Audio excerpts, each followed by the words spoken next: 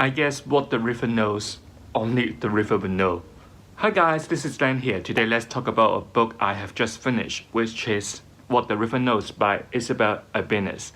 This book is meh to me. I know that quite a lot of people love this book, but this book just didn't do the things for me. So before I talk about my thoughts of this book, let's briefly summarize what this book is about first. This book was set in 20th century Egypt.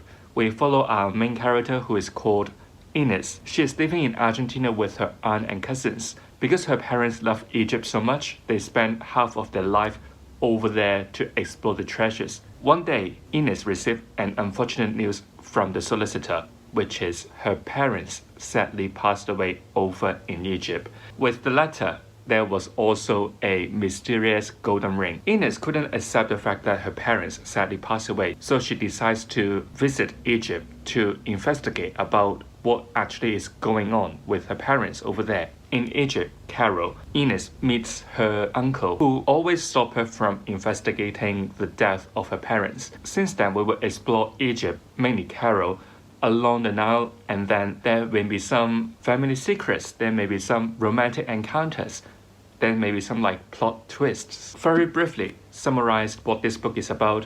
Let's talk about my thoughts about it. I don't quite like this book. The first reason is about the pacing. I find it a bit odd. I do like the beginning, but towards the end, I was not really enjoying it that much. In the beginning of the book, since Ines arrived Egypt and meet her uncle, we have lots of interesting conversations about how foreign powers gonna exploit the local history, how they're gonna steal the treasures, smuggle the treasures out of the country and display them over the other side of the world, basically. And also some interesting conversation about how they're gonna treat women at that time. These interesting concepts, at least I see them as interesting, got lost with the plot and they don't talk about it anymore. I find these concepts interesting because this book is based on real Egypt in the 20th century, and it would be really good to see how these concepts were related to the book, but they got lost in the telling. I wish there may be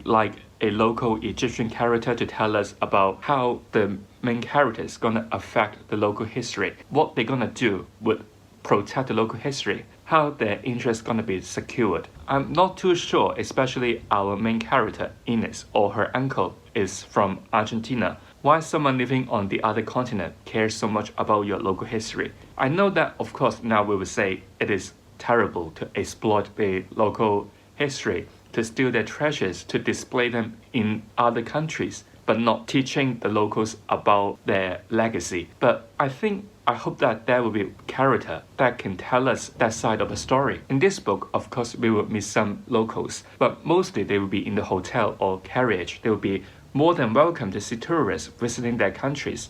But it seems that they don't even care so much about their own history lessons. It just welcome to this hotel. They don't really care about what our main character is gonna do to try to protect you, to try to teach you your history, but they don't care about that at all. And I thought we would be like Dora the Explorer. We would literally dig everything out of the pyramids, temples, whatever we're gonna visit. Yes, we got some sightseeing along the Nile. We can see some vivid pictures about what it's gonna look like. And of course, we also got some Egyptian myth lessons, but these lessons, of course, is good because it is through reading a fantasy book. But what I hope is they could be integrated to the story a little bit more, because yes, they are pieces of the puzzles that our main character gonna solve. They are just explanation of the history about the myths, but they don't really do much to the story, if you know what I mean. Because of the mysterious golden ring, Ines is gonna solve the puzzle so easily, so we don't need to be learning that history lessons. This is also another point about this book. I find that the fantasy elements in here is really minimal, and they are mainly like a guiding tool to help our main characters to explore throughout their journey. Even if you take this fantasy element out of the book, whether our main crew gonna be successful or not, it just depends on time. Back to the pacing of the book, I find it really odd. In part 3 of the book, we got a really big plot twist, which is, spoiler of course, Ines' mom suddenly come back to life. Ines didn't say anything, didn't question anything, didn't try to ask questions about where is my dad, why are you alone? This reunion is a bit like sneaky. She didn't question anything, but her mom asked her to maybe stealing the artifacts for her secretly. Don't tell your uncle, don't tell anyone, just on your own. You don't question anything, you don't ask more. You even see your mom is with another man. In your mind, you should be thinking, you should be with my dad, not with somebody else. But you still didn't question anything. You just do anything your mom asked you. It is quite strange to me. Part 4 of this book.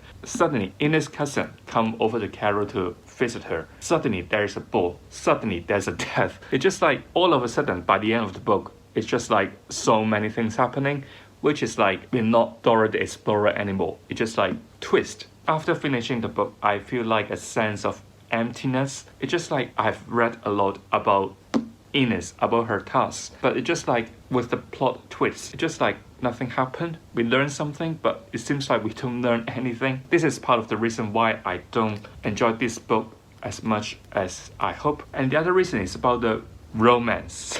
I know that romance is a really subjective matter. It's like you like it or you hate it. In this book, Ines met her romantic encounter, who is called Wheat. He is a really strong alpha male figure who seems to be problematic because of his past, so he loves drinking a lot. But deep down, maybe I'm saying like, I'm not liking you, I'm not enjoying you, didn't express much about the love to Ines, but deep down, I am like a softie. I love you. Actually, I care you so much. Ines' personality, she is a bit outspoken, adventurous, really speaking out of her mind. But with their interactions, they're most likely being sarcastic conversations. Not until something really important, some life-threatening moments, they won't share, they won't express their feelings to each other. So this kind of interactions, this kind of romance didn't really get to me. And most importantly, you know what? Wheat is engaged with someone else over England because he is a noble. And you know, at that time, arranged marriage is still a thing, I guess. Ines still fall for it. I'm not sure back in like 20th century, would it be something that gonna happen? I'm not too sure. In between the chapters, we may got some tiny interlude about Wheat. Some of the chapters is about his past, sometimes it is about what he wanna get, sometimes it is about his family, sometimes it is about his goal. He remains a really mysterious figure in this book, so I'm not too sure to trust him or not, but still, don't fall for an engaged man. It is terrible. Ines, this character, I'm just like done with her, because from the beginning of the book to the end of the book, she remains the same person. She didn't change too much. She didn't learn so much. She didn't grow so much. This character is a bit one-dimensional to me. She is a really outspoken, adventurous, really reckless girl who didn't think about what her actions would do to the group. And from the beginning to the end, she just want to know why her parents are dead in Egypt. I'm not too sure whether this character would work within this historical context because it is 20th century. I know it's not like really long ago, but it's still 20th century. We got a girl from Argentina travel for weeks to Egypt, try to learn about her parents, but she is just 17 or 18 years old. I'm not sure at the time.